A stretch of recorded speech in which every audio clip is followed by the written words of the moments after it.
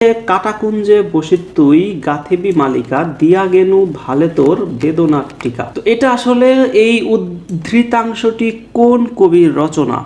এই উদ্ধৃতাংশটি হচ্ছে আপনার কবি কাজী নজরুলের রচনা। এটা আমাদের আমরা জানি যে কবি কাজী নজরুল ইসলামের দারিদ্র নামে একটা কবিতা আছে, যেটা হচ্ছে আপনার সিন্ধু হিন্দোল কাব্যগ্রন্থের অন্তর্ভুক্ত।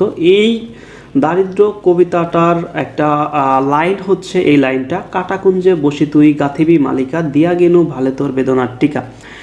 এটা আসলে শুরু হয়েছিল এরকম একটা লাইন দিয়ে, হে দারিদ্র তুমি মরে করেছো মহান। তো আমরা এই যে লাইনটা একটু বোঝার ট্রাই করি যে আসলে লাইনে কাজী নজরুল ইসলাম কি বলেছে। কাটাকুঞ্জে বসি তুই গাথিবি মালিকা দিয়া গেনু ভালে তোর বেদনার টিকা। এখানে কাটাকুঞ্জ বলতে কবি কাজী নজরুল ইসলাম বুঝিয়েছেন যে আমাদের জীবনটা আসলে একটা বেদনার, বা জীবনটা হচ্ছে একটা দুঃখের।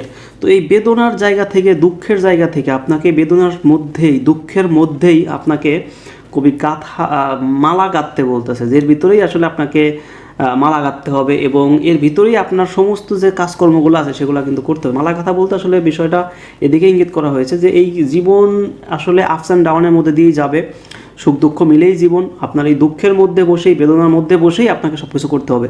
তো আপনি দুঃখের মধ্যে বসেই, এই বেদনার মধ্যে বসে আপনি মালা গাঁথবেন, এবং সেই মালা আপনি কি করবেন, কপালে মালার একটা যে ফুল, এই যে এখানে বলতেছে যে দিয়া গেনু ভালে তোর বেদনার টিকা।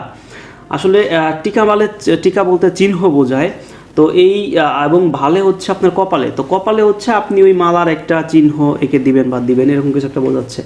সো এই লাইনটার আশা করি তাৎপর্যটা বুঝতে পেরেছেন, এবং এটা হচ্ছে দারিদ্র কবিতার একটা লাইন, যেটা হচ্ছে আমাদের সিন্ধু হিন্দোল যে কাব্যগ্রন্থ আছে সেই কাব্যগ্রন্থের অন্তর্গত।